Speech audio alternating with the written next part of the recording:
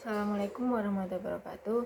Saya Nadia Alvita Rahma, NIM 1000421200089 dari Prodi Ilmu Politik C. Di sini saya akan sedikit menjelaskan mengenai politik identitas dan sebagai mahasiswa apa yang harus saya lakukan untuk mencegah politik identitas. Politik identitas secara sederhana bisa dimaknai sebagai strategi politik yang memfokuskan pada perbedaan dan pemanfaatan ikatan primordial sebagai kategori utamanya.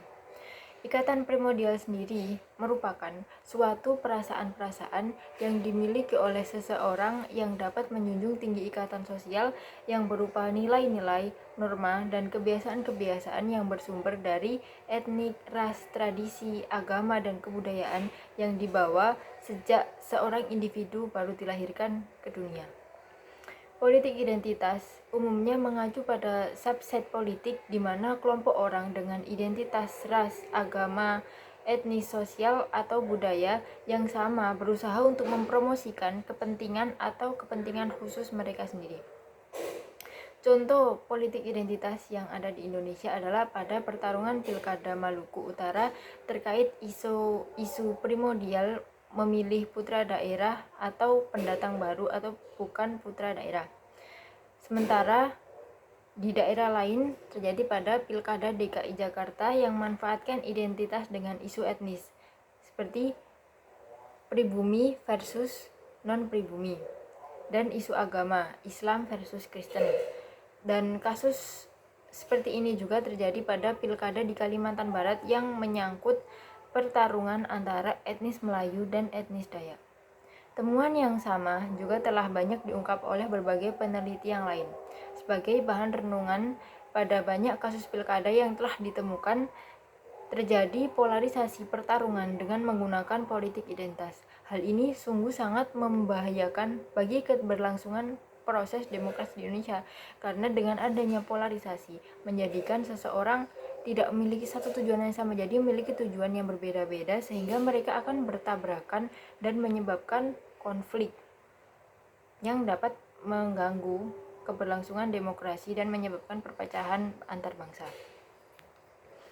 Bahaya dari penerapan politik identitas sangat penting untuk kita cermati bersama, seperti yang ada pada studi Adi Bilangga pada tahun 2017 dalam artikelnya yang berjudul Pemilu dan Keniscayaan Politik Identitas Etnis di Indonesia.